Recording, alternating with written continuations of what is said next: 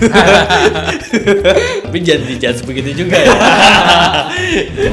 Assalamualaikum warahmatullahi wabarakatuh. Kita mau bahas yang viral-viral nih. Kali ini temanya perselingkuhan. Saya mau tanya dari sudut pandang Mas Iqbal dan Mas Andre. Menurut kalian, menurut kita deh gitu, sebagai cowok, kira-kira kenapa cowok mau selingkuh? Oke. Yang pertama, menurut saya itu kalau misalkan cowok selingkuh ya, kurang adanya pikiran jangka panjang.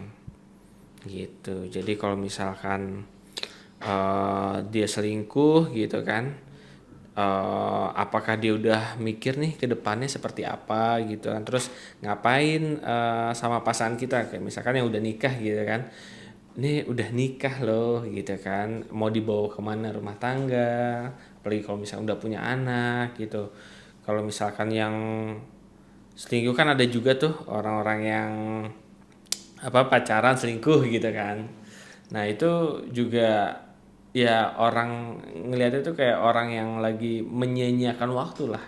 Ngapain kayak gitu loh. Mendingan kejar, masih banyak loh yang harus dikejar gitu loh. Bukan cuma enak-enaknya diri kita doang ya. Kan kalau selingkuh kan berarti ego, memuaskan ego sendiri kan, gue mau sama dia gitu kan. Dan itu yang pertama gitu kan. Dan kalau yang kedua, menurut aku itu ya nggak ada nggak ada komitmennya sama sekali, tanggung jawabnya sama sekali, itu sih. Orang selingkuh itu orang yang nggak bersyukur. Jadi harusnya orang yang sudah punya pasangan, yang udah beristri, apalagi udah punya anak, itu tuh merupakan sebuah rezeki yang sangat lengkap dari Allah menurut saya. Nah, kurangnya rasa syukur dari dia, entah mungkin dia jarang sholat atau apalah itu, intinya rasa syukur. Karena rasa syukur itu kan bisa tumbuh dari hal apapun. Nah, kurangnya rasa syukur dari dia, sehingga dia secara tidak sadar dia tuh mencari kekurangan dari pasangannya melalui orang lain. Dan ketika ketemu satu aja kelebihannya yang nggak ada di pasangan yang sekarang, udah dia langsung mendewa-dewakan. Padahal ya satu kelebihan dari si selingkuhannya ini tuh belum tentu mencukupi 99 kelebihan dari si pasangan aslinya.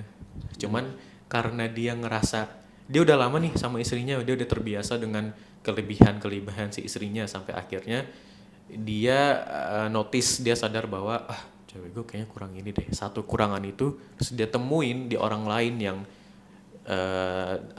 sesuai dengan apa yang lagi hasratnya dia.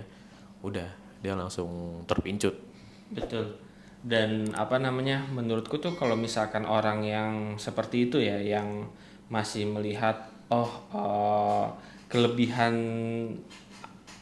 yang gue cari nih misalkan di perempuan gitu kan, atau sebaliknya laki-laki gitu kan, ini hanya nggak ada punya pasangan gue nih, punyanya si itu gitu kan, gue ngejar itu, berarti kan dia tandanya kan belum, kedewasaannya kan belum matang ya gitu. Kedewasaan itu belum matang sehingga dia tidak menyadari tuh kalau misalkan ya namanya manusia pasti ada kelebihan ada kekurangan ya enggak. Jadi kalau misalkan Allah udah ngasih jodoh kita gitu kan, itu tuh pasti yang terbaik kok gitu ya, pasti yang terbaik, tinggal bener syukur, sabar gitu kan, yang harus yang harus dijalankan, yang harus lebih dipahami gitu. Kalau kita menyalahkan pasangan gitu, dan kita pasti kepikiran tuh perempuan-perempuan lain lah, atau misalkan si ini kayaknya lebih baik ya, si ini kayaknya lebih baik ya, berandai-andai kalau misalkan coba gue sama si itu gitu kan, padahal itu tipuan setan gitu. Jadi kalau misalnya apapun kelebihan, apapun kekurangan, kalau misalnya kita hadapi dengan sabar ya insya Allah itu bakal menguatkan diri kita gitu. Kayak Mas Iqbal bilang tadi, setiap hari itu ada ujian dalam pernikahan, itu adalah seumur hidup gitu. Sampai akhir pun, sampai tua pun pasti ada ujiannya gitu. Dan menghadapi ujian itu dengan apa? Dengan sabar gitu. Ya insya Allah ya mudah-mudahan kalau misalnya kita bersabar, kita mendekatkan diri kepada Allah ya, jadi pada halangan rintangan ujian pun ya kita nggak terlalu apa ya, nggak terlalu ambil pusing kali ya. Habis itu kita jadinya seperti yang Dendri bilang, kita jadi bersyukur dan jadi tidak melihat hal di sekitar kita. Sejauh ini kira-kira apa yang sudah dilakukan agar Mas Andi dan Mas Iqbal setia dengan pasangannya masing-masing? Kira-kira apa ya? Ada kebiasaan-kebiasaan khusus kah atau apa gitu? Yang paling pertama dilakuin itu adalah perbaiki diri sendiri dulu sih. Heeh. Karena apapun masalahnya, apapun halangan, rintangan masalahnya itu yang diperbaiki itu adalah diri kita. Karena kan kita yang paling tahu diri kita. Terus kalau misalnya pasangan kan dari kecil kan sama orang tua gitu, dari kecil sama orang tuanya, terus lingkungannya seperti apa, dan kita kan baru menikah pada saat kita sudah dewasa gitu. Jadi kan ya kalau kita pengen ngerubah pasangan itu jangan berharap kalau dari saya, jangan berharap untuk merubah pasangan gitu, karena emang dari kecil emang seperti itu, didikannya seperti itu dan hasilnya seperti yang sekarang gitu. Jadi apa yang bisa dirubah ya diri sendiri gitu. Karena ya saya juga belajar dari istri saya. Istri saya kemarin bilang ke saya kalau misalnya saya berharap sesuatu sama pasangan gitu, dan akhirnya berharapannya adalah dengan pasangan itu bisa melakukan sesuatu hal, bisa meningkatkan ibadah saya gitu. Cuman kenyataannya apa? Tidak terjadi.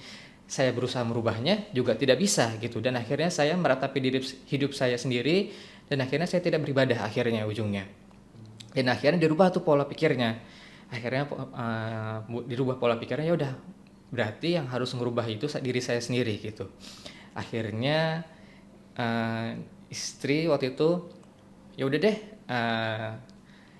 rubah diri saya sendiri dulu, rubah mindset saya seperti apa. Jadi akhirnya dari situ mulai ibadahnya lebih kencang. Terus akhirnya secara nggak langsung saya pun jadi ikut terdorong untuk beribadah lebih kencang gitu.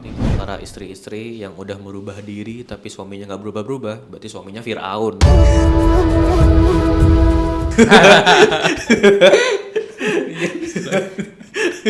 Tapi jangan dijudge begitu juga ya.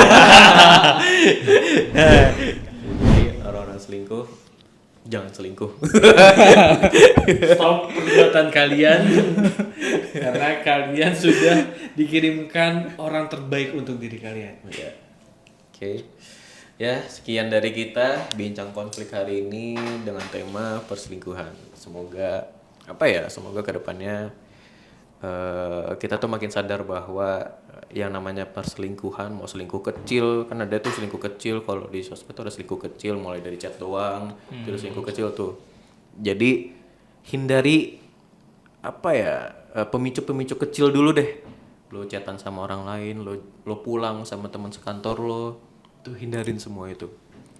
Jadi dijaga sebaik-baik mungkin, seminim-minim mungkin, biar pernikahan lo maksimal sampai akhir hayat. Sekian dari kita, sampai jumpa di episode selanjutnya. Assalamualaikum warahmatullahi wabarakatuh. Waalaikumsalam.